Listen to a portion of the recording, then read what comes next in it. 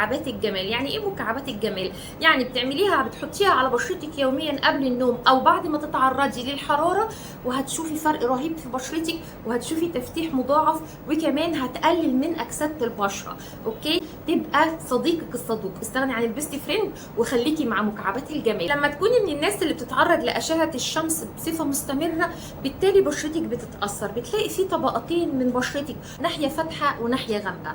بشرتك دايما متعرضه لاشعه الشمس، وده بيسبب لك حساسيه، بيسبب لك التهاب، بيسبب لك تسبغات، وكمان طبعا حروق الشمس مشكله على البشره. انت محتاجه ايه؟ محتاجه حاجتين. حاجه طبيعيه لازم تستخدميها يوميا طالما بتتعرضي كتير لاشعه الشمس، والصن بلوك ده اساسي معانا. طيب تعالي بقى نروح للحاجه الطبيعيه اللي انا جايه اديها هي الوصفه. بس قبل ما نقول نصلي على سيدنا الرسول، اللهم صل وسلم وبارك على سيدنا محمد.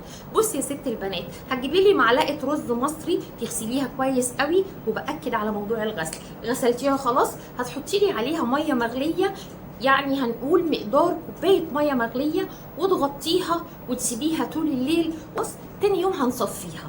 اخدتي الميه بتاعه الرز، هتعملي عليها ايه؟ هتضيفي لي عليها معلقه كبيره من الجليسرين الطبيعي، كمان هتضيفي لي عليها جل الوفيرا، وده رهيب للبشره طبعا وبيمنع كساده البشره. هتضيفي كمان ايه؟ هتضيفي حليب بودر، او هتضيفي لي حليب جوز هند المتاح عندك. وبتهيئي قلبي لي المكونات دي كويس قوي قوي وادمجيها، بحيث ان انت تدوبي الحاجات البودر اللي حطيناها على ميه الرز.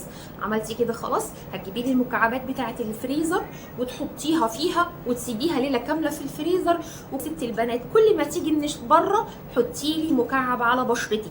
عايزاكي ما تستغنيش عنها في الصيف. طول الصيف مكعبات الجمال دي تبقى صديقك الصديق.